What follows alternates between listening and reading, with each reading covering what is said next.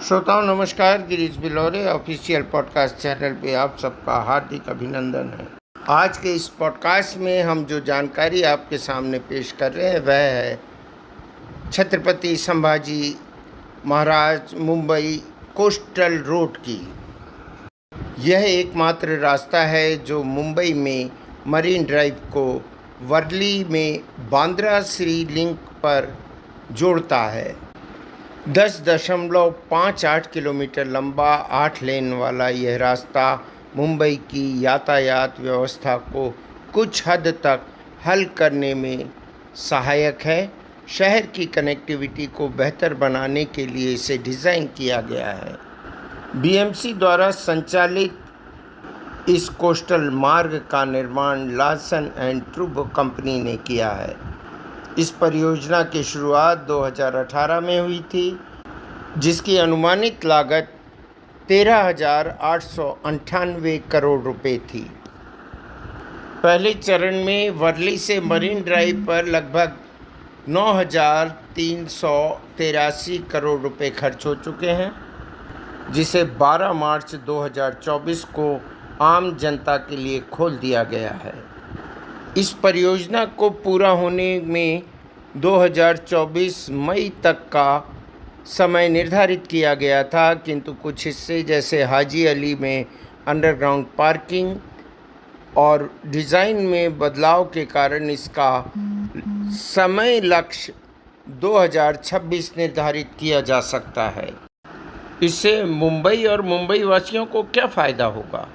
मित्रों, जब मैं मुंबई गया था तो मैंने इस कोस्टल ट्रैक को ट्राई किया था। वर्ली से मरीन ड्राइव तक का सामान्य मार्ग से सफ़र लगभग 50 मिनट खर्च करने पर पूरा होता है, जबकि यहाँ केवल 8 से 10 मिनट के अंदर हम अपने डेस्टिनेशन तक पहुँच जाते हैं। मुंबई में ट्रैफिक की समस्या अपेक्षाकृत बहुत अधिक है। इस मार्ग के बन जाने के पश्चात दक्षिण मुंबई की भीड़-भाड़ को कम किया जा सकता है, जिससे स्थानीय लोगों और हम जैसे पर्यटकों को सुगम यात्रा का मौका मिल जाता है।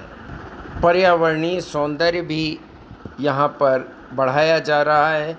लगभग 320 एकड़ में सेंट्रल पार्क और 200 एकड़ में हरियाली का विकास किया जाना एक उल्लेखनीय मुद्दा है। श्रोताओं, इस मार्ग के आर्थिक लाभ क्या होंगे? बेहतर कनेक्टिविटी और फ्यूल का खर्चा कम होने के कारण यह व्यावसायिक तौर पर बेहद फ़ायदेमंद होने वाला है। मुंबई भ्रमण के दौरान मुझे यह पता चला था कि इस मार्ग को भविष्य में भयंदर तक विस्तारित किया जाएगा, जिससे कनेक्टिविटी और बेहतर तथा सुगम हो सकेगी। यह अलग बात है कि जब तक पूरी परियोजना पूर्ण नहीं हो जाती तब तक कुछ चुनौतियां इस प्रोजेक्ट को लेकर मुंबईकरों के लिए फेस करनी पड़ती हैं, जैसे ट्रैफिक मैनेजमेंट। शुरुआती चरण में केवल दक्षिणी मार्गीय रास्ता खुलने से ट्रैफिक जाम की आशंका बढ़ी हुई है, तो लोग पुराने रास्तों का ही उपयोग कर रहे हैं। यहाँ गति सीमा 80 किलोमीटर प्रति घंटा है और उसको उल्लंघन न करें, इसके लिए बीएमसी ने 100 सीसीटीवी कैमरे ट्रैफिक मैनेजमेंट सिस्टम के साथ लगाए हैं। आप सोच रहे होंगे कि कभी किसी गाड़ी में दुर्घटनावश अगर विस्फोट होता है, आग लग जाती है, तो ऐसे में पूरी सुरंग का पर्यावरण कैसा होगा? मित्रों, इसमें शॉकार्डो सिस्टम भी लगाया गया है, जिससे कि धुएं को बाहर निकाला जा सकता है। लेकिन पर्यावरणविद और सामुदायिक चिंतक कुछ अलग तरह का विचार रखते हैं। पर्यावरणविद कहते हैं कि समुद्र की परिस्थिति पर प्रतिकूल प्रभाव पड़ता है। कोली मछुआरों की आजीविका पर असर पड़ने का दावा करते हैं समाज सेवी सामुदायिक विचारक। मानसून की चुनौतियां भी इस प्रोजेक्ट में सामने आ सकती हैं। मानसून के दौरान समुद्री लहरों और जल भराव की समस्या सुरक्षा के लिए चुनौती बन सकती है।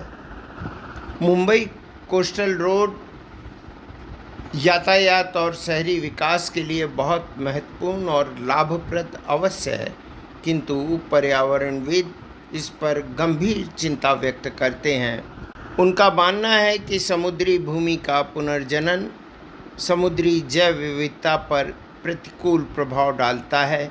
इसके अलावा सामाजिक चिंतक कोली समुदाय की आजीविका पर इसे असर डालने वाली सबसे बड़ी परियोजना मानते हैं, जबकि सकारात्मक विचार रखने वाले लोग मानते हैं कि ट्रैफिक में ज़्यादा देर तक सड़क पर गाड़ी न चलने से उत्सर्जन कम होता है और दीर्घकाल में इसे पर्यावरणीय स्थिरता को बनाए रखने का एक महत्वपूर्ण योगदान माना जा सकता है। फिर भी पर्यावरणों की चिंता अपनी जगह बिल्कुल ठीक है। हमें भी इस संबंध में विचार करना चाहिए। धन्यवाद। आज का यह पॉडकास्ट आपको कैसा लगा, कृपया कमेंट बॉक्स में ज़रूर बताएं। साथ